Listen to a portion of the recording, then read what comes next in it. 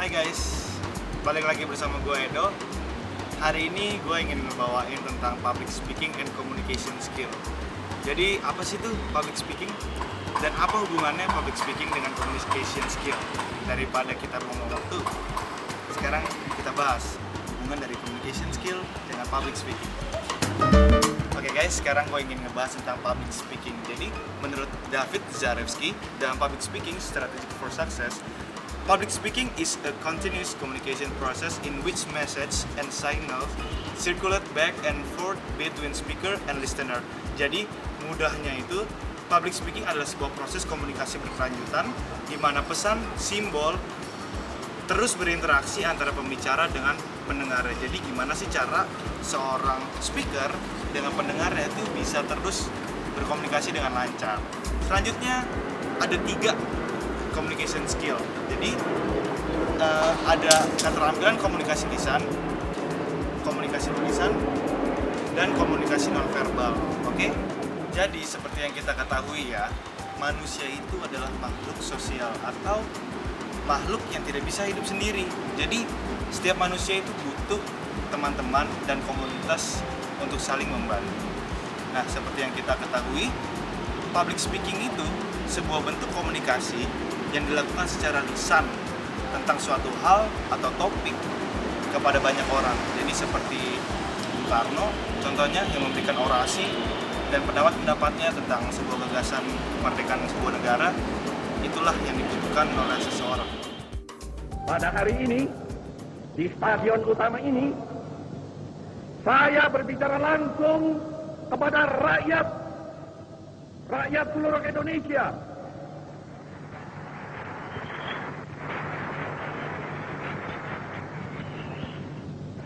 Bahkan juga langsung kepada seluruh dunia, dari timur sampai ke barat, dari utara sampai ke selatan.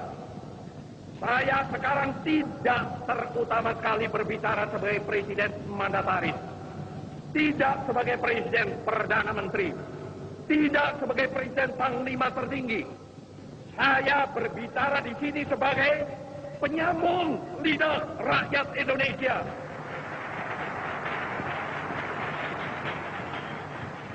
Saya berbicara di sini sebagai presiden pemimpin besar revolusi Indonesia. Sekarang gue ingin ngasih tahu tentang jenis-jenis dari public speaking. Jadi public speaking itu ada 4 macam. Yang pertama itu ada impromptu atau serta-merta atau spontanitas. Jadi public speaking yang dilakukan itu secara langsung atau spontan. Saya ingin bercerita sedikit mengenai 7 tahun yang lalu, waktu saya karena kecelakaan terpilih menjadi wali kota. Saat itu saya dipilih hanya 37%, hanya terpaut sedikit dengan yang kandidat nomor 2, 37%. Kemudian pada saat yang pilkada kedua, karena saya sudah bekerja 5 tahun, pilkada kedua, tanpa kampanye, saya tanpa keluar uang serupiah pun, saya dipilih 91%.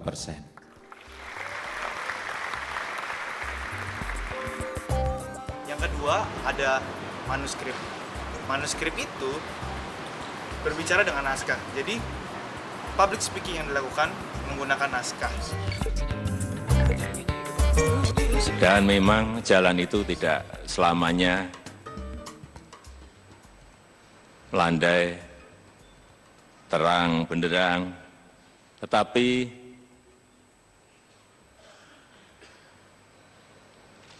yang ini juga menjadi tantangan kita semuanya. Jalan itu kadang gelap, kadang berkelok, kadang curam, dan yang kita rasakan juga bisa kadang pahit dan kadang pahit. Ya itulah yang mau tidak mau harus kita hadapi, tantangan-tantangan seperti itu. Yang ketiga ada memoritar. atau hafalan atau mengingat. Jadi, saat Anda ingin melakukan public speaking, sebelumnya Anda harus menghafal dulu atau mengingat dari naskah-naskah yang harus Anda sampaikan. Have you ever attended a meeting or event where you were asked to fill in or take the place of another speaker? Thanks for visiting Toastmasters International. Since 1924, we've helped more than 4 million people gain the confidence to communicate in any situation. Yang terakhir atau keempat ada extemporal atau menggunakan outline dan supporting points. Jadi Anda sudah menyiapkan poin-poin tertentu yang ingin Anda bahas dan Anda menggunakan alat tersebut untuk digunakan public speaking yang akan Anda sampaikan. Business meetings and conference calls are structured settings that can help you test your impromptu speaking skills. There are many everyday opportunities to practice as well, such as speaking with a bank teller, customer service representative, or even a stranger at the grocery store.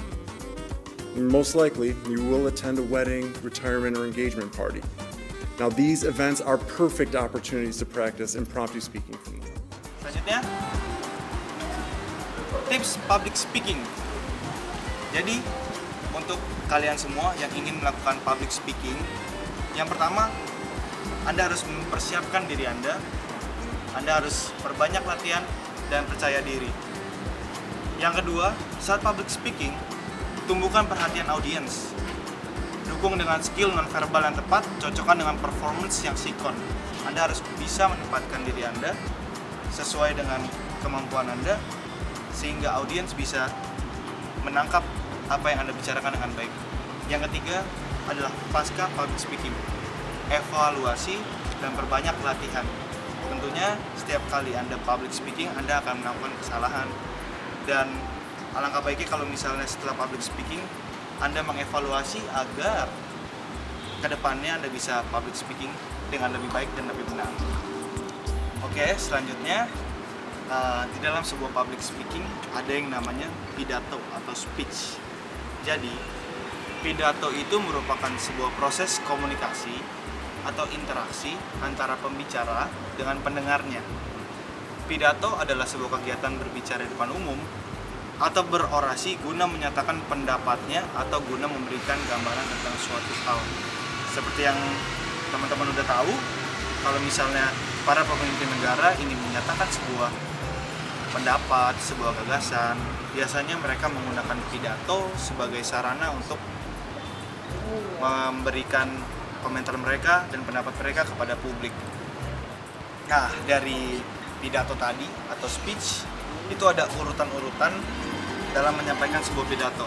Jadi yang pertama ada salam dan menyapa, yang kedua harus ada ucapan puji syukur, yang ketiga ada ucapan terima kasih, yang keempat ada tujuan dari membacakan pidato tersebut, yang kelima isi atau latar belakang materi, uraian materi yang akan Anda sampaikan, dan yang terakhir adalah penutup. Selanjutnya, gerakan tubuh saat speech. Jadi, ada beberapa gerakan tubuh yang seharusnya Anda lakukan atau Anda tidak lakukan dalam speech. Yang pertama, sikap tubuh harus terbuka.